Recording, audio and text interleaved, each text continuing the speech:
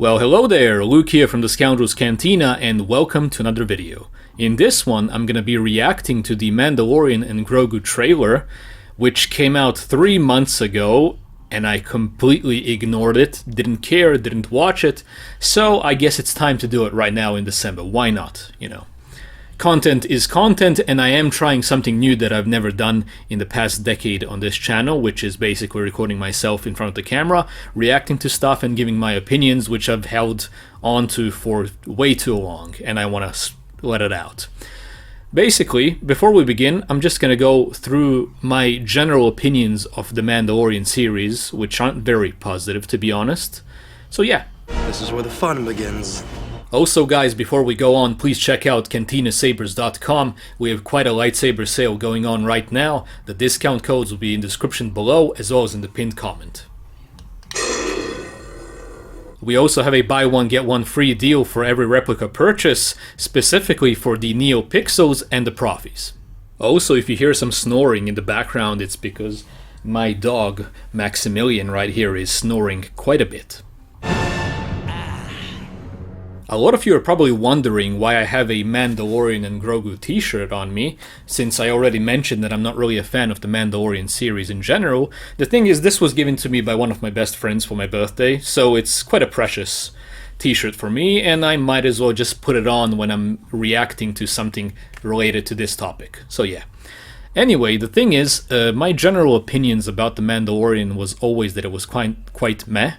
I thought that people really liked the show in the first place because it was the first live-action Star Wars series that ever came out, so it was kind of considered a big deal, because usually you would have to wait for years and years for another movie to be made, and Star Wars, because of that, used to be an event, you know.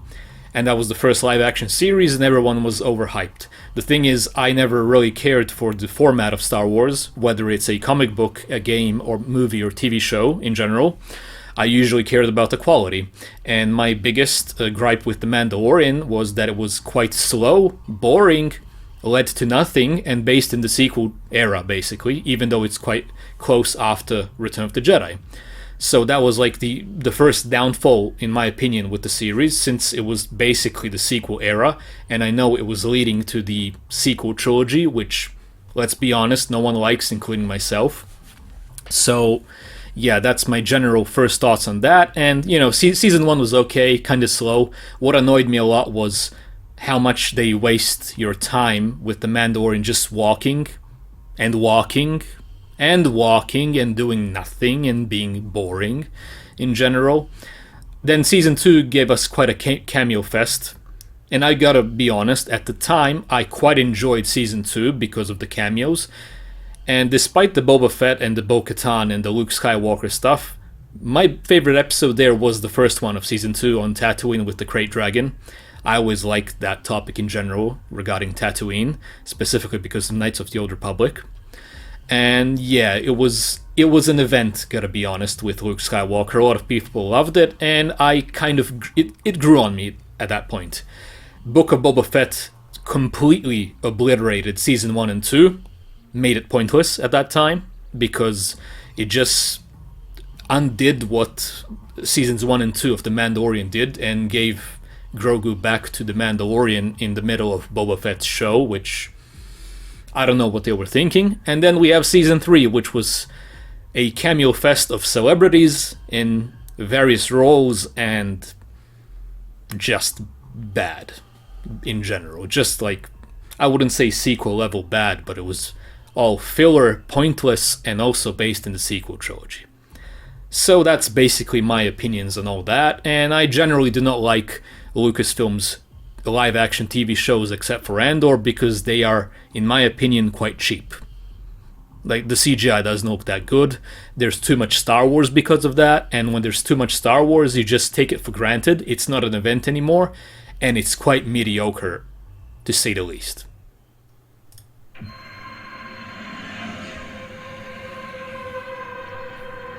A new Razor Crest, I guess.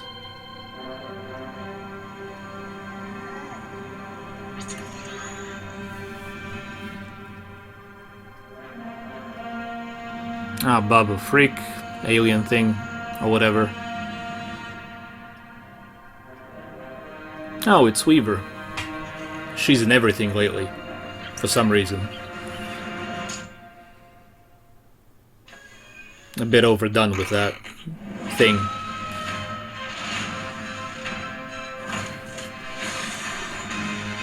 Cool music, I gotta admit.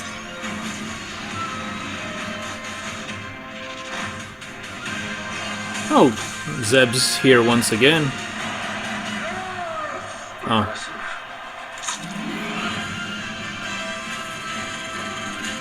Transformers.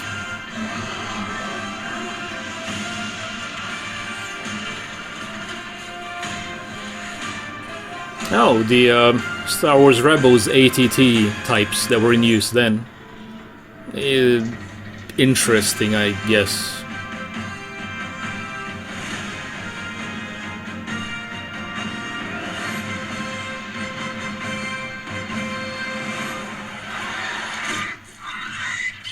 Good shot, baby. Okay, so now let's break down some of the scenes and see in detail what we have here. Okay, so the Razor Crest basically has some new colors so Disney can sell some toys. It's going to the base we saw in Season 3, the Rebel one, the New Republic one, or whatever. Okay, we're done with that. Now, this shot really reminds me of something from Game of Thrones, like when Jaime Lannister reached Dorne. It just seems like they were on the same hill and looking at the soldiers or something like that. It really reminds me of that. Although it's probably like the volume. It's always the volume here. Okay, next. It's a different shot. As you can see, this has a like a traditional, what do you call it? It's not a telescope, you know, the viewer thing. While he's using this here with a single hole. It's definitely cut and they're looking at something else in this case. My best guess. Got some Babu Freak. Not a fan of that. We need less sequel stuff in all of this because it's bad. It's already bad as it is. Quite generic.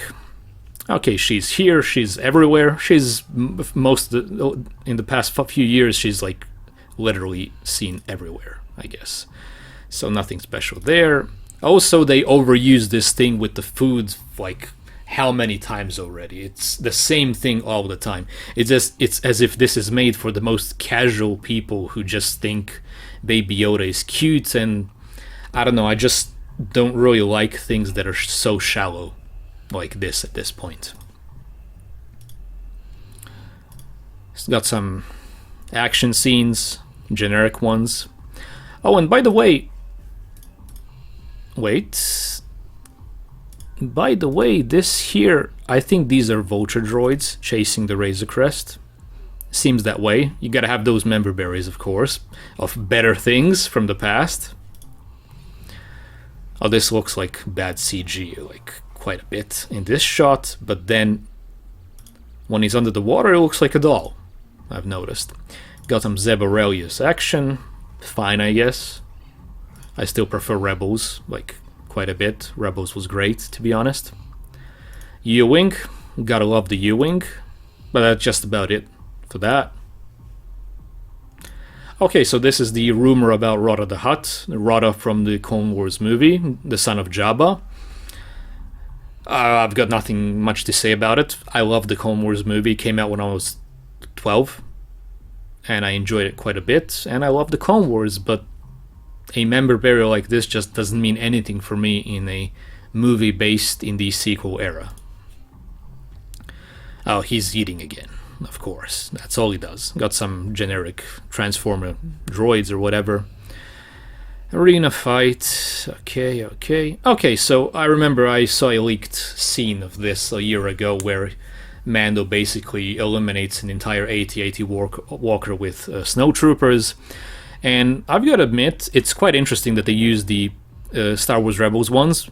And my best guess is the Imperial Remnant is simply using what they have at their disposal. So it's an outdated walker type. So I guess that's quite well done, if I can even say that. It's a low bar, to be honest.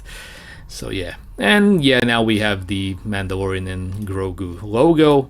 and I'm not gonna show the last scene because it's quite stupid in my opinion. But yeah, this just seems like it's made for the safest audience ever, and in my opinion, Star Wars doesn't need another Force Awakens. We don't need to get the fans back in, and if something is for the casuals, basically, I am not interested. I don't give a shit anymore. Like, to be honest, I don't know who this is made for. It just seems like an overhyped season 4 prolonged 2-hour episode, like a filler.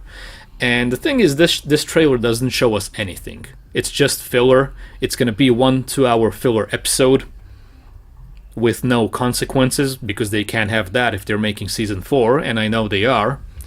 So I really don't know who this is made of. Although, to be honest, I do plan on seeing the movie, simply because I haven't been to the cinema in years, as I used to go before. It's quite funny. We have hundreds of thousands of movies at our disposal, and there's nothing to watch. So that's why I watch old stuff, basically from the early 2000s, 90s, even before. I like old stuff because this is just like, it's slop. It's just content. So this isn't a Star Wars movie that's going to be an event, it's content. And that's the biggest problem with it, in my opinion. I really don't know who this is for. And also, if this requires people to watch the first 3 seasons of The Mandalorian, I don't see how that's effective for a movie if the people didn't see it. So it's probably going to have to be even more casual in that case. As you can see, I've waited for 3 months plus to react to this because I just didn't care about it. I didn't even bother to watch it. And I was right to do so, because this doesn't seem movie worthy at all. It doesn't. There is no excitement around it. There are no stakes, of course, since season 4 is definitely coming. Nothing is allowed to change in the movie. So it's basically like a glorified episode that's 2 hours long probably, and that's basically it. There's no stakes in it. You can't really have a movie without stakes, you know. There is no threat there. You know, they keep on talking about the Dave Filoni movie and like it's gonna be this endgame Infinity War style thing, yet the build-up is crap. And it leads to nothing. And you know what's the worst part? We know what happens after it in the sequel trilogy, because that's also canon in Disney's canon. So whatever threat is coming is going to be defeated definitely, because the sequel trilogy has to happen. So there basically are no stakes in this, nor in Dave Filoni's endgame Star Wars type film, whatever that's supposed to be. And he really showed us how good he is with directing in the Ahsoka season 1 series, you know. Like, that was quite bad, to be honest. He should stick to Rebels and Clone Wars. That's the best work he's ever done at this point. So yeah, that's basically all that comes to mind regarding this. Nothing special at all. Sure, I'm gonna watch it because there's nothing to watch. It's gonna be a fun night out, and that is basically all there is to it. That's beautiful. Once again, guys, thank you so much for watching this video. I've opened up memberships on the channel because I really need them at this point. As you can see, I'm in front of the camera instead of working only on lore videos and stuff like that, because I have no choice at this point. So the memberships are open. Patreon is open as well. I've started posting there regularly, earlier content and stuff like that. And if you check out the description, we have much more coming everywhere else. And also, please don't forget to get your lightsaber this year while you can. I'm keeping the prices the lowest I possibly can at this point. So yeah, use that if you have the means. And thank you so much for watching. May the Force be with you, and God bless.